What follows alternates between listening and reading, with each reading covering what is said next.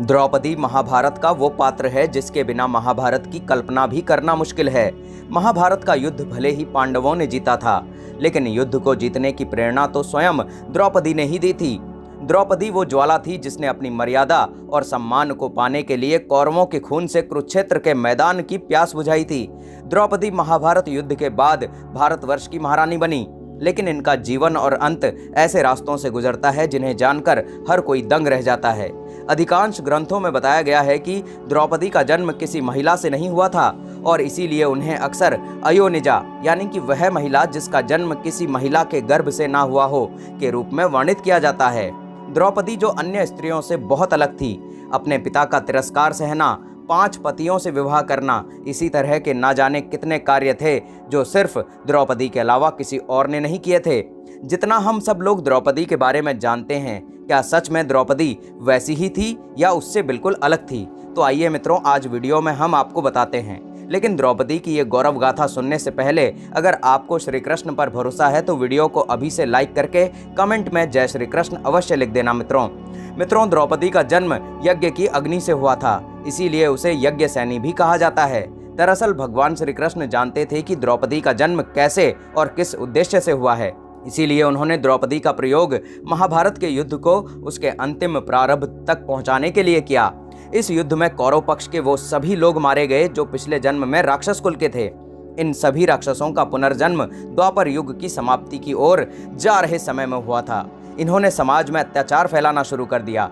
इस अधर्म को नष्ट करने के लिए भगवान श्री कृष्ण ने द्वापर युग में अवतार लिया और द्रौपदी की सहायता से सारे अधर्मियों का नाश किया और धर्म की स्थापना की। लेकिन ये सवाल तो मन में उठता ही है कि द्रौपदी कौन थी। इस सवाल का जवाब हमें मिलेगा भगवान श्री कृष्ण के पिछले जन्म यानी भगवान श्री राम के युग यानी त्रेता युग से। त्रेता युग का सबसे बड़ा खलनायक रावण, जो भोग विलासी और अत्याचारी था और साथ ही महादेव का सबसे बड़ा भक्त भी था, क्योंकि महादेव को संगीत सुनना अति प्रिय है। इसीलिए वो कैलाश जाकर भगवान शिव के लिए संगीत वादन भी करता था। एक बार जब रावण संगीत वादन करके वापस लौट रहा था तो उसे वन में एक स्त्री तपस्या करती हुई दिखी। रावण उस स्त्री को देखकर उस पर मोहित हो गया और उसके पास जाकर उसने उस स्त्री को साथ चलने के लिए आग्रह किया, लेकिन उस स्त्री ने उसके आग्रह को ठुकरा दिया और रावण से कहा कि वह उसकी तपस्या में बाधा ना डाले। रावण को उस स्त्री का यह व्यवहार अपना अपमान लगा। उसने जैसे ही क्रोध में उस स्त्री को स्पर्श करने की कोशिश की, उस स्त्री ने अपने नेत्र खोलकर रावण से कहा, मूर्ख, तूने मेरी तपस्या में बाधा डाली है। जा, मैं तुझे श्राप देती हूँ कि तेरी मृत्यु का कारण मैं स्वयं बनूंगी। यह कहकर वह स्त्री गायब हो गई और फिर कुछ वर्षों बाद जब राम जी अपना वनवास काट रहे थे तो उन्होंने रावण की बहन शूर्पणखा के विवाह प्रस्ताव को ठुकरा दिया। तो शूर्पणखा ने लक्ष्मण के सामने अपना विवाह प्रस्ताव रखा, लेकिन उन्होंने जब उसका विवाह प्रस्ताव ठुकरा दिया तो शूर्पणखा ने माता सीता को हानि पहुंचाने की कोशिश की, जिसके फलस्वरूप लक्ष्मण जी ने उसकी नाक काट दी। शूर्पणखा ने ये सारी बात जब रावण को बताई तो रावण ने माता सीता का अपहरण करने की योजना बनाई। रावण साधु के वेश में उनकी कुटिया के निकट पहुंचा। उसने जब माता सीता को आवाज लगाई, उस समय माता सीता अपनी कुटिया के अंदर बैठी थी।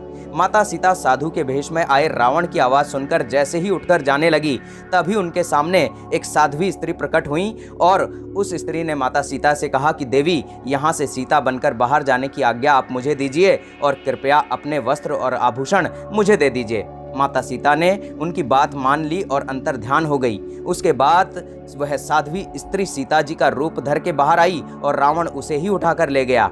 बाद में जब राम जी ने रावण का वध किया और सीता जी से भेंट की तो राम जी को उनका सारा सत्य पता लगा। उन्होंने उस साध्वी के त्याग से खुश होकर उसे वरदान दिया कि द्वापर युग में भी धर्म की स्थापना करने के लिए वो भी उनका साथ देंगी। इसी तरह इस साध्वी स्त्री ने द्रौपदी का रूप लेकर द्वापर युग में जन्म लिया। तो इस तरह हमें पता चलता है कि द्रौपदी कौन थी और किस तरह उन्होंने धर्म की स्थापना करने में भगवान राम और भगवान कृष्ण की सहायता की थी। मित्रों, हमारे धर्म ग्रंथों में बहुत ही गहरी बातें छुपी हुई हैं जिन्हें हम आप तक पहुंचाने का प्रयास करते आ रहे हैं, इसीलिए हमें फॉलो अवश्य कर लीजिएगा और अंत में मित्रों, जय श्री राम लिखना तो बिल्कुल मत भूलिएगा।